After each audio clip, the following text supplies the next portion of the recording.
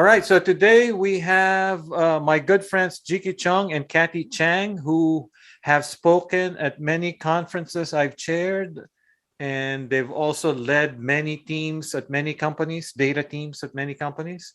And the reason we're having them here, I guess it's also long past due that they're on this podcast, is more specifically, they have a new book from Manning called How to Lead in Data Science. And today's episode will be anchored by our managing editor, Jen Webb.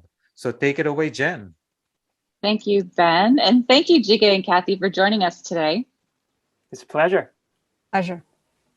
So with the book, How to Lead in Data Science, it's a bit broad.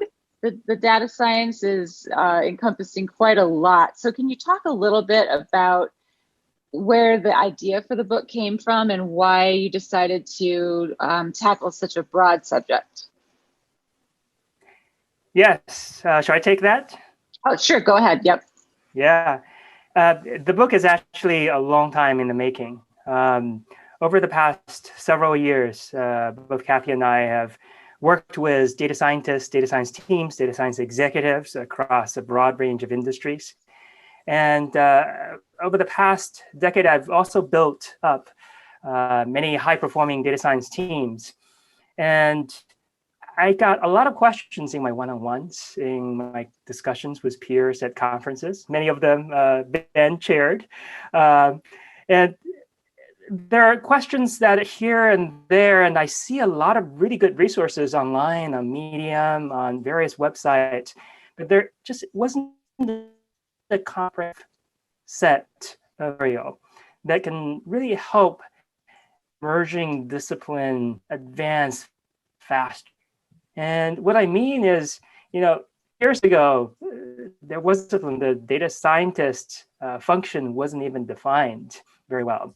And today, there's over 15,000 data scientists around the world. And with that fast growth, there's a lot of demand for leaders. But what I saw when I was working at LinkedIn was that many of the teams, the data science teams, were composed of less than 10 data scientists. And there just wasn't the systematic process in the industry to be able to quickly build a lot of leaders in data science.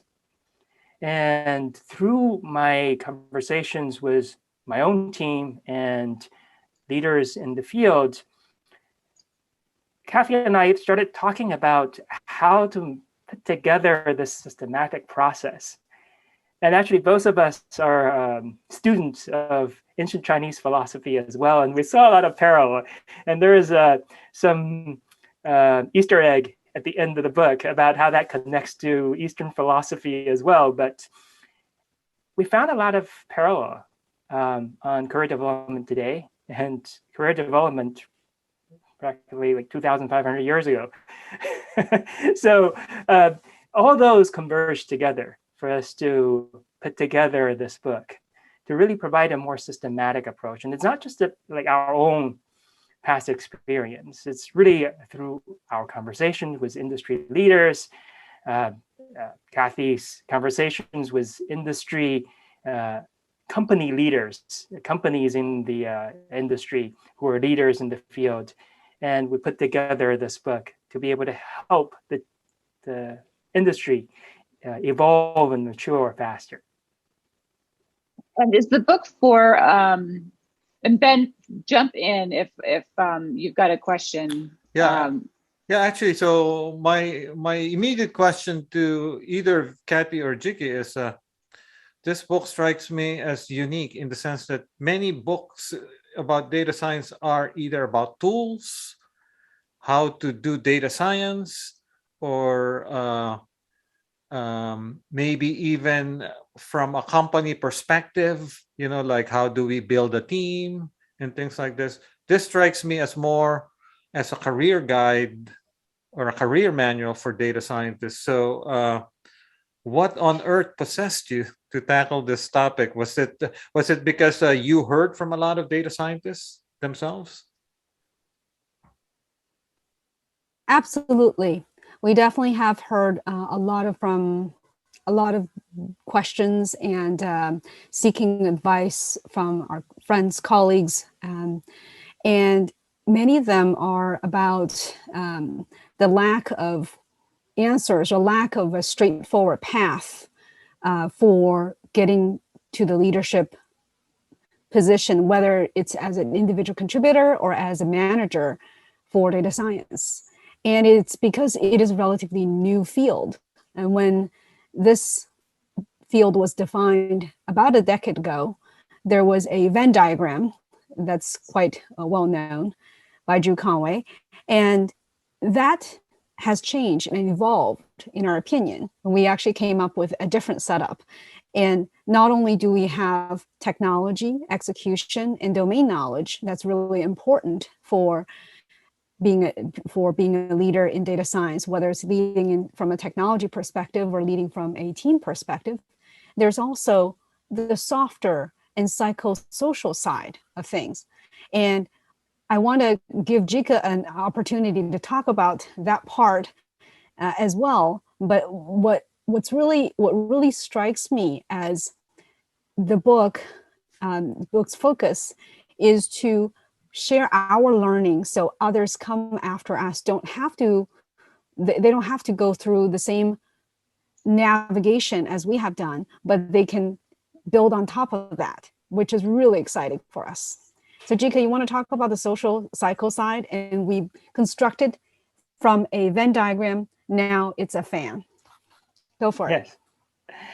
Yeah, so there's definitely the psychosocial side that wasn't really apparent to us, say 5-7 years ago. But as I was building up data science teams, both in China and in the United States, both for private companies and public companies, we went through a lot of trial and errors, potentially similar to many data science leaders in the field, about what kind of talent really are likely to succeed, and how do we nurture existing talents to be able to succeed. And many of the failures actually showed up as late vetoes from project partners in hiring pipelines, or in some unfortunate cases, we hired someone and it wasn't a good fit, and we had to manage them out.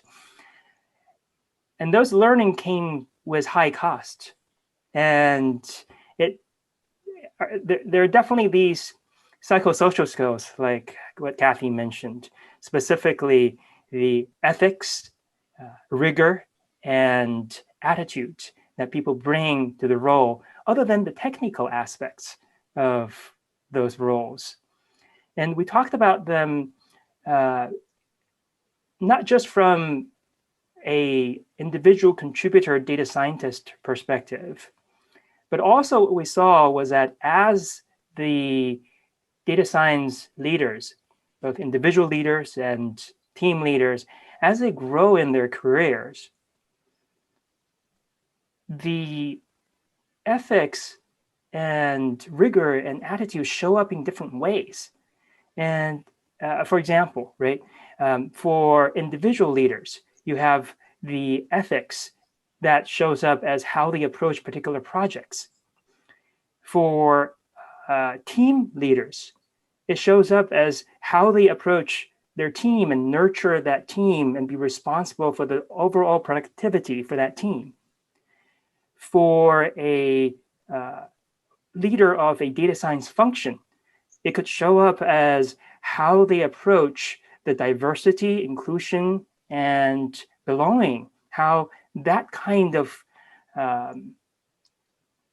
culture gets built in the team.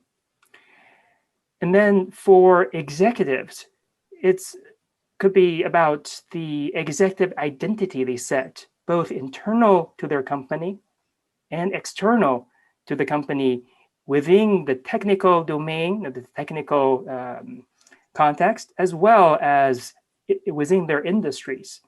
So how they can be able to inspire with what they do in a particular company to inspire all the activities within an industry. It's those kind of different levels of thinking that we saw that was really important for a lot of the data science leaders we talked to and we interviewed in this book writing process. Made a lot of friends, learned a lot through the process, and we're just here to share all that with the broader audience. So why do you think those soft skills or the psychosocial skills, is that the term you were using in the book? I like that. Yes. Why do you think that was an area that was lacking in the leadership, and what maybe some characteristics about being a leader at any level in data science? Why is it a little bit unique and a little bit more challenging? Maybe Cathy? I think Jen, it's a really good question. I think it's not so much of why that's different. It's not well defined, and it's kind of difficult to define at times. And if you think about one of the softer skills, so we actually coined terms, capability and virtues for this. So capabilities refer to the technology, execution, and domain expertise, and we define each one for different levels of the data science career. And for the virtue side, that's attitude, ethics, and rigor.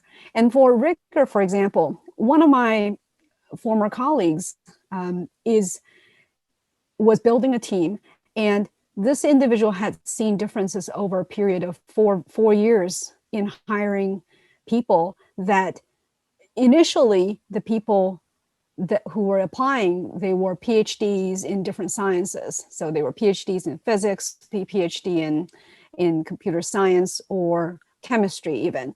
And because they had gone through the PhD process, the way that they approach problems was a certain way.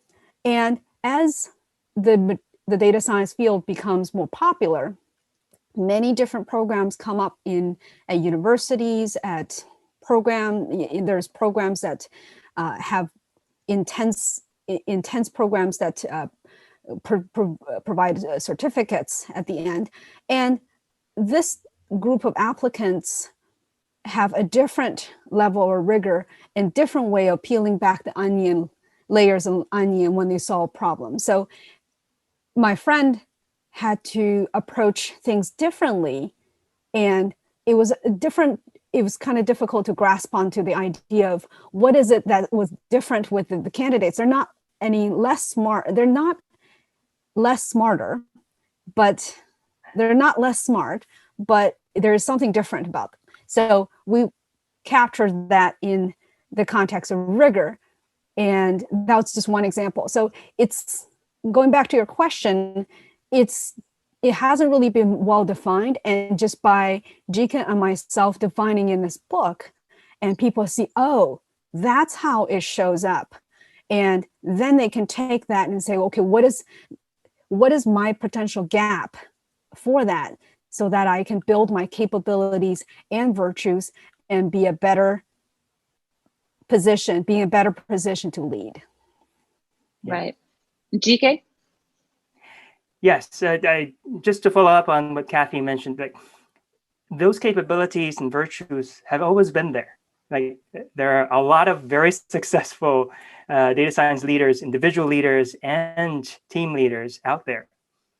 But what we have found was that those characteristics that made them successful often wasn't all that clear. And a lot of very successful leaders are great at what they do, but they may not know what made them successful.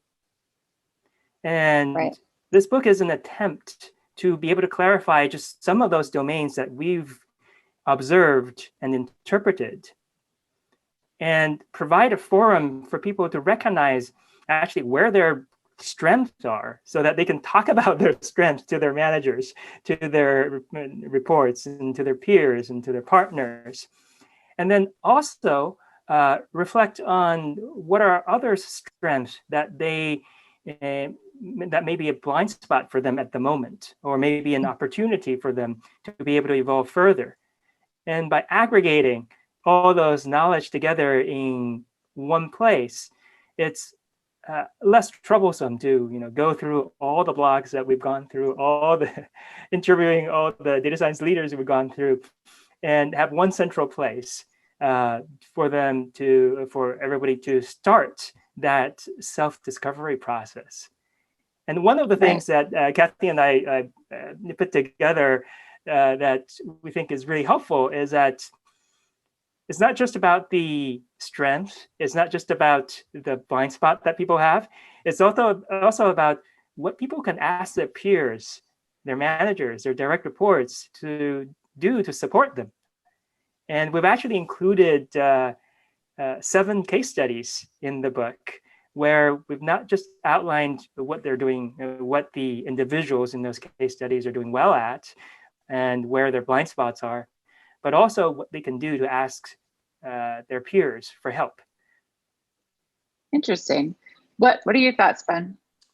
So the book's title is How to Lead in Data Science, but as I understand it, it actually can be read by any number of personas, right? So data analyst who only does SQL, data engineer, data scientist, and so on.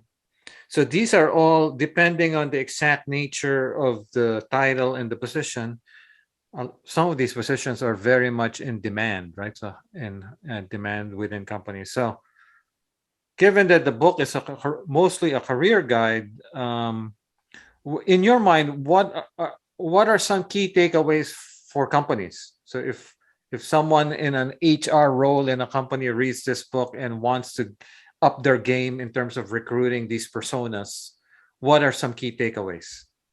Given the competitive nature in recruiting some of these people, right? So yeah, I'll take a first stab at it, and then Cathy can fill in the rest.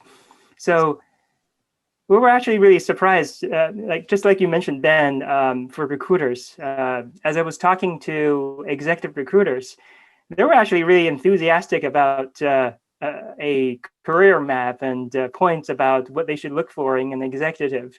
And that was a little bit surprised. And as more people were hearing about the book, we also heard from sales representatives who are selling to data science executives. And they're looking to find a resource to figure out what data science executives are thinking about and what they value. But like you said, the primary audience is really the data scientists in the field. And I think for the companies that hire them, the main takeaway to me is that there are different expectations that the field brings. And we talked about these in terms of, hey, data scientists, we produce a lot of impact in the company and do a lot of projects. And a lot of these projects are software based, right? You deliver code, you deliver SQL, you deliver analysis. But how are those data science projects different than software engineering projects? And from that perspective, we actually noted 3 different aspects. Like the project teams are usually smaller. The project timeframes are usually longer with larger scopes, right? And also the projects are in a has a different level of risk that they bring, because it's not just the software risk, it's also the data risks. So because there are those differences in the projects, there's different leadership styles and planning strategies that needs to take place. And that's, I think, what the companies need to be able to understand as they build up these data science teams and figure out what are the expectations for data science leaders. Cathy, anything to add? Yeah, it's actually a little bit, I want to make sure that we put a little bit of caveat out there too. It is a guide, and there's there are situations where you have a candidate who may be very good at in certain areas, maybe even 1 or 2 levels above his or her career level, but may still have some things to work on at the level that this individual is at. So what I mean is this guide is not to be used at, okay, you checked all the boxes in this field, therefore you are ready for hiring or ready for promotion. There's always going to be individual differences and individual aspirations that may still put the assessment and speculation aspect in the recruiter's hand. So it's great to have, these are the capabilities, so it's a little clearer for the recruiter to make an assessment. But it doesn't mean that an individual has to check all the boxes to be able to get into the next position. Now, same with getting promotion. We actually specifically call out for the cases where people may have opportunities to work on something that may be at a different level. Because they came in from a different path, they may not necessarily have gone from graduate school data science all the way to executive data science. So the call out caveat I wanted to make sure is there is that. On the flip side, it's also a good thing because individuals who are reading this to grow and strengthen their career, they don't necessarily have to restrict themselves to their level, and they can look out +-1, +-2 levels so that they are where they want to be. And especially for those who are individuals, leaders versus team leaders, Jike and I really made a focus on calling out specific relevant skill sets. And that was at the guidance of Eric Colson, who was the Emeritus Chief Algorithm Officer of Stitch Fix. So he's written a lot about that in the area, and his comment to our original proposal was, don't forget the individual leaders. Not his exact quote, but that's what I got out of it. So that is, hopefully that adds a little perspective to that question. I had a question around the interviewing as well, and the sort of the journey, the promotion journey throughout data science. You see people writing.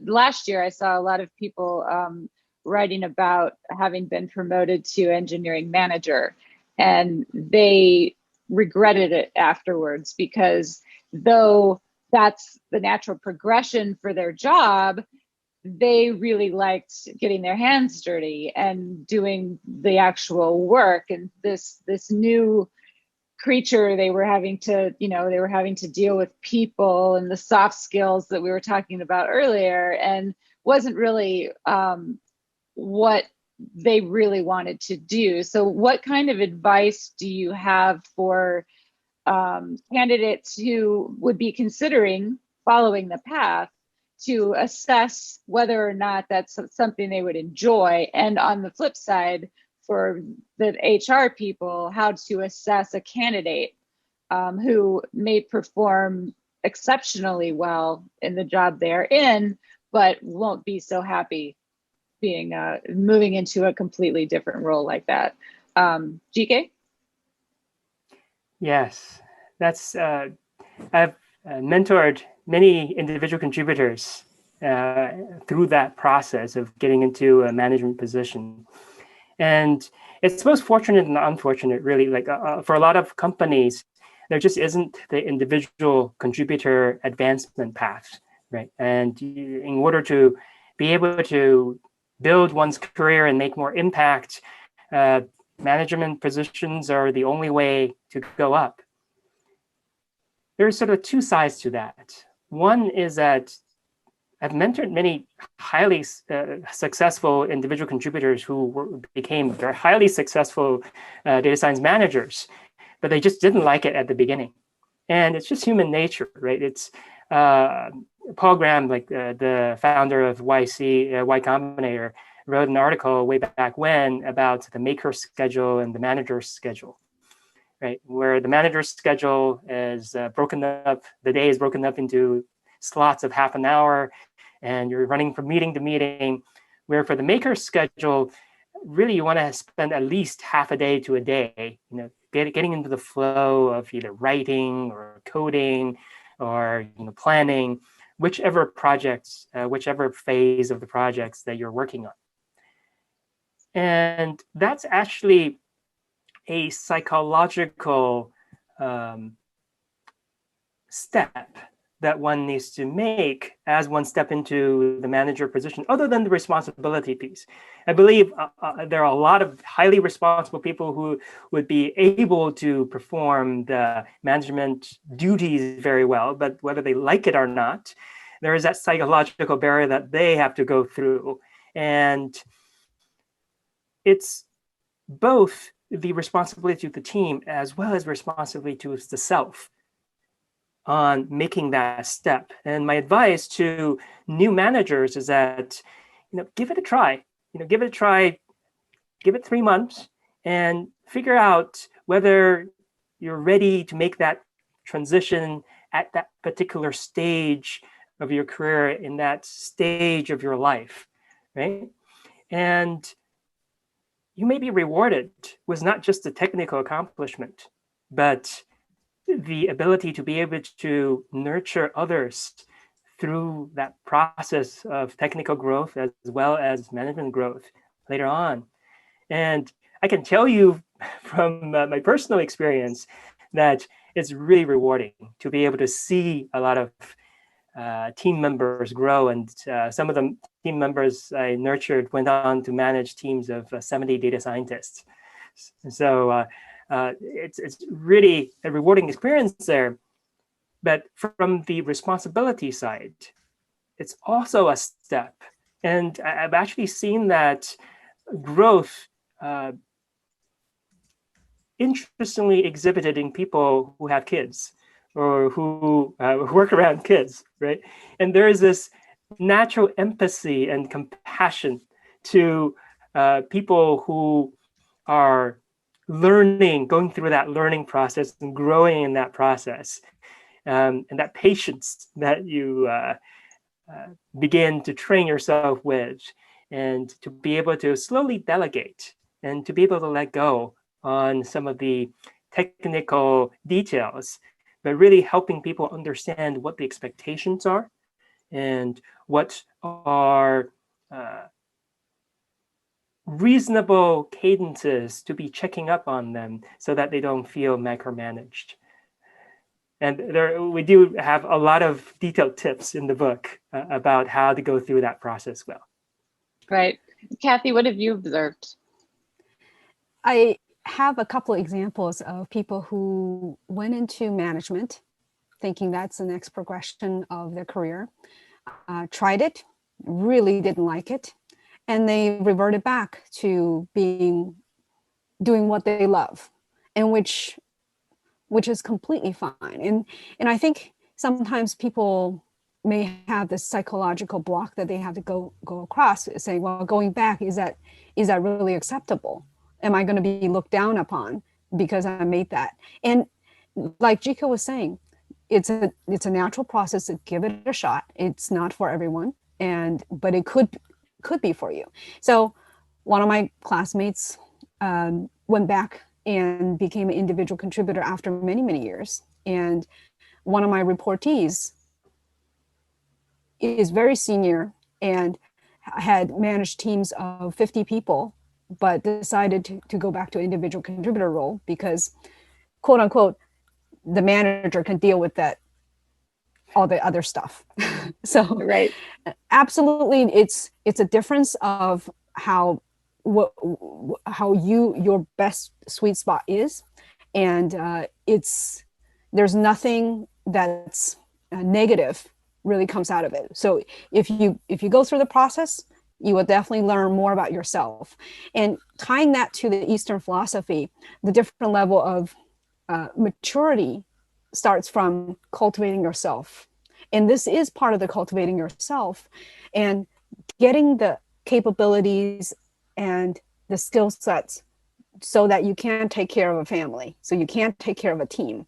And the next level is taking care of a function or taking care of or governing a country. And then finally, you conquer the world, which is really advance and lead in its industry. So not everybody has to go in that fashion. You can be a really, really good at any one of these levels.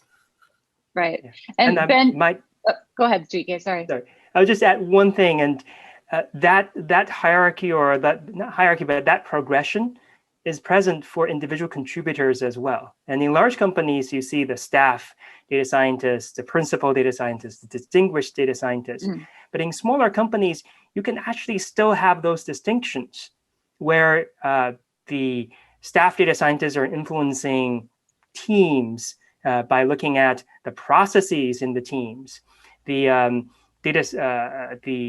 principal data scientists are looking at the function, looking at what are the roadmaps, the technical roadmaps that goes on in the variety of areas like A/B testing, algorithms, data infrastructures, etc.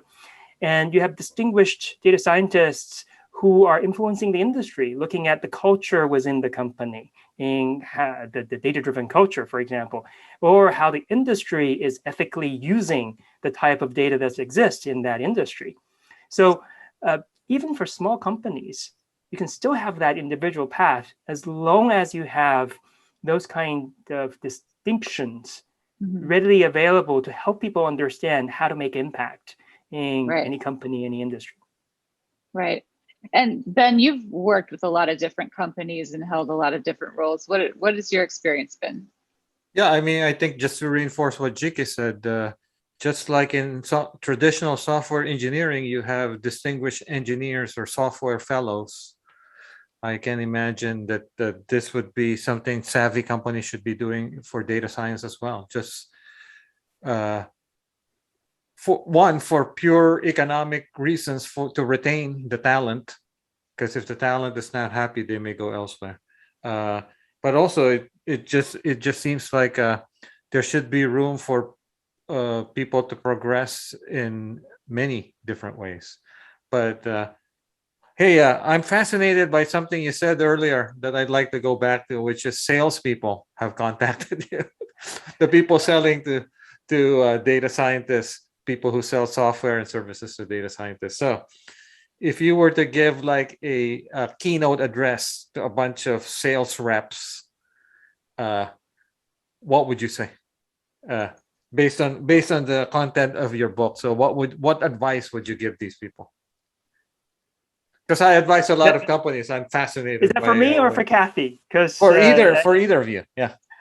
Whoever wants to jump in, yeah. I'm happy to take a first stab. For salespeople who are looking to sell into various companies, usually the decision team involves many executives in many different functions and domains. But if you were to appeal to a data science lead or chief data scientist or the chief data officer, what you can really help them with is if there are good ways to formulate a narrative about how a particular technology or how a particular service could fit into the roadmap of a company. And there's always room to consider what the future would look like with a particular service or technology. And that alignment with internal roadmaps is just huge. If there is an external service or technology that can help me solve a particular pain point in my company or in my function, that's just got sent. But is there anything specific to data scientists that your book might be? There's information in your book that can help them better talk to data scientists or something? Oh, yes. For the roadmap section, for example, we listed 8 different areas where you could help build a roadmap or extend an existing roadmap. to be able to help them better align internally or solve internal problems. And then also in the executive section, we have a section that describes what are the technologies data science executives would be looking at. And actually, we took a lot of notes from many of the conferences, Ben, that you've chaired about the latest trends in data science and data engineering and analytics on how many of those technologies are helping different industries evolve, not just companies, functions, and teams, so that the data science executives are staying at the forefront of what's coming. And many of these projects, as you know, takes time to implement, and getting to the actual ROI could take months after decision is made. So if there is that foresight coming from industry leaders, industry thought leaders, and some of the technology and services fit in that roadmap towards those vision and missions for evolving a data science capability, that would be really helpful. Yes, What about you, Kathy? Sorry. Some of the pain points, no worries. Some of the pain points that we point out for data scientists and in different organizations, some of them may be centralized or in centralized organization or in distributed organizations. They have different pain points, and if the salespeople can speak to the pain points, for example, if I'm not going to name companies, but in a large organization that in a large retail organization where data science organization is more distributed function, and people in those organizations, people in the distributed areas have their specific domain knowledge, but they're often viewed as sort of add-on or service part of that organization. And it's difficult for them to either get certain alignment or get promotion, or there may be other things associated with being viewed as services for that group. So if the salespeople can speak to that pain point and help address that and help them get the alignment or help them shine, that could very well be very well received by the data science people. Now, another point is on setting expectations for the whole organization. There are some organizations that have had unrealistic expectations for what data science can do and what data scientists can do. I think that is definitely changing for the better, because as the industry matures, we do have that take place. And if the salespeople can have a way to help data scientists level set that expectation and make it more realistic for both the executive and the data science people, then that would be definitely a good sell. So how do you see, we've been talking quite a lot about developing the soft skills and how to progress through the career path, but looking at where the more nascent times of data science and the skills that were expected were mostly hard skills. And the soft skills have started to become more and more important, especially in leadership roles, but even across the company, like in every data science level, the soft skills are becoming more important because data scientists are now having to work with colleagues from across the company in various different roles in sales and marketing, and they're having to be able to communicate their work to people who haven't been trained in their areas. So can you talk a little bit about the trends in the career path and how the industry is changing, and sort of a look forward, like where do you expect this to go and evolve? And throw in automation in there too. Right, the robots will take our jobs. Yeah. Yes. Go ahead. I'll throw something out there and then let Jike take that one forward if he wants to. So one of the things we're noticing is data science had entered into organizations more initially as more of a service type of activity for different groups, for marketing, for sales. Can you help me understand the attribution of this? Can you help me understand this? Answer these questions. And that's how it started. It's evolving to be more of data science producing its own products. So as a result, there are also people who are now data product managers that's coming up. And I believe that Ben has also mentioned this in one of the trends as well. So from that perspective, that is one trend we're definitely going to see more of. And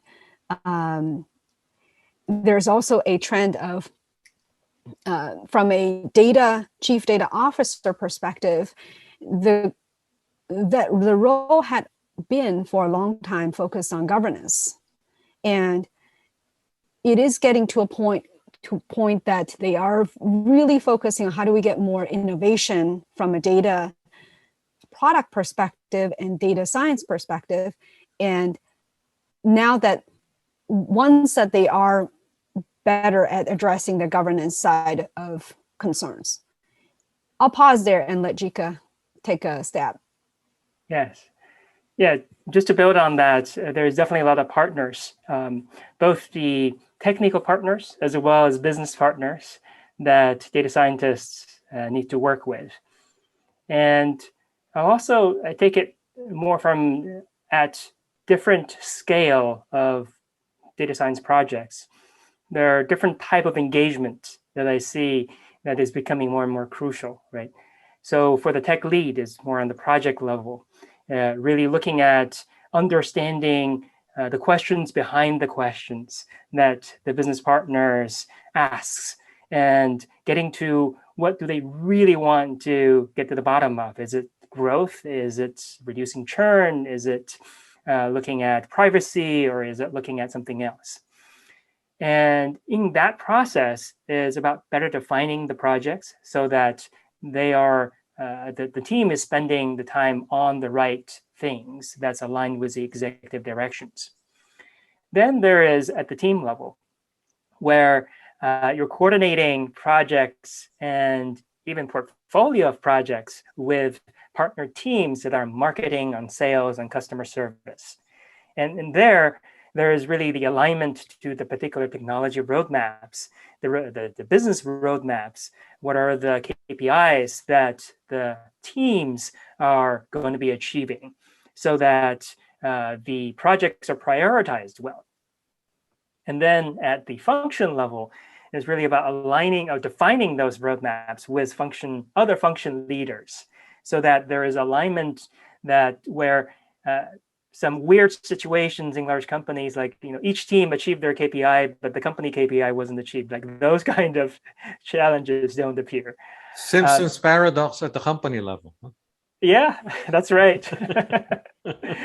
And then they're at the executive level, really about whether the visions are set and whether data science and the data capabilities are infused into the company's vision and mission, so that there is clear coordination when the function manager, the function directors and team managers, when they go out to collaborate, there is this mandate, this executive mandate aligned with the vision and mission of the company that they can infer or refer to so that there is alignment across the entire team.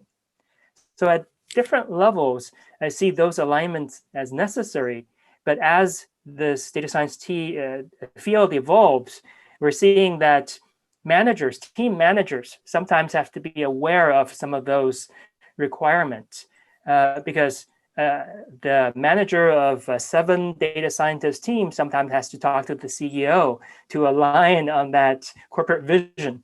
And it's those gaps where without some systematic type of knowledge base, it's really hard for someone who just started managing 7 people to be able to talk to a CEO about company vision and mission. So that's, I think, where a lot of the softer skills, the gaps occur in many of the industries. And we've seen a lot of report about 70% or 80% failure rates for data science projects. But many of those could be helped. Many of those failures could be helped if those softer skill gaps are recognized and people work on closing those gaps. Hey, I just thought of an offering that we can work on together as you folks were listening, which is basically basically a glass door for data scientists as a companion to your book, right? So because basically, which companies are great at companies for data scientists or data people, right? Yes. Glassdoor might be too generic, but you guys have an entire guide of how to manage a career, and surely we can set up criteria so that people can figure out which companies are really great places now for a data person, right? Yeah, that's a great idea. So it's because one of the things as you two were talking is one thing that's true also for data scientists as well as any person in technology is they tend to change jobs constantly, right? Mm-hmm. So yes. At what point do you decide to move on to another company based on your guide? But also, once you decide that, how do you know which companies to move to? I guess there are guides out there, but there's no guide specifically for data people, right? So anyway, we should work on it again. Yeah, actually, as you're speaking about it, there is a chapter in our book that answers some of those questions about what to look for in a next opportunity. Yeah, so now we just have to get people to fill out a simple form and we gather the data. The annual actually, ranking. Huh? Yeah. Yeah. Actually, in large companies, like in LinkedIn, there are actually mature processes internally for data scientists to transfer between functions. And a lot of large companies like LinkedIn are really great at doing that in an attempt to retain some of their best talents. Right. I think the challenge I see is often smaller companies who doesn't have as broad a coverage of functions, like more refined functions within data science, to help talents grow within a particular company. But they could still have. They could still be exciting places, right? So the best places to work for 2022 for data people. Huh? And I think, Ben, you're addressing one of the options as a resolution for particular challenges. And how to lead in data science, the book does is also helps identify the underlying causes of what the symptoms are. So the symptoms could show up very well be, the challenge for Stephen or Catherine as 2 of our cases, they're the director and executive. They're facing regrettable attritions, and the morale for the team is down, and things are not going in the right direction. And what's happening underneath? It may be an unclear roadmap. It may be something else. So that's where parts of the book may be very valuable for people to address some of the hiring and attrition problems from early on, so you don't get there. Now, if you do get there, because there are situations where the value that you can bring to a particular company is at its maximum, so it is it is time to move to a different opportunity. That is a different path. And I just want to make the distinction between the different paths and different options there. And the guide is not here to say, hey, everybody should just change jobs and here's how you get there. That's not what it is. It really goes back to the fundamentals. How do you grow as a professional, as a data professional, so that you're not only technically attractive and confident, but you're also, from a soft side, from an ethics, rigor, and attitude perspective, growing maturely as a professional, because the fundamentals carry over across industries, across roles. That will benefit a person throughout life. It's not just about a particular career change. Right. So, Ben, do you have any closing questions? Any last minute things you want to bring up? I think I'm good. All right. So for our listeners, the book is going to be out on Amazon, or should be by the time this airs, out on Amazon. It's called How to Lead in Data Science. And thank you so much, Jike and Cathy. Thank you. It was a pleasure. Thank you, Jen. Thank you, Ben.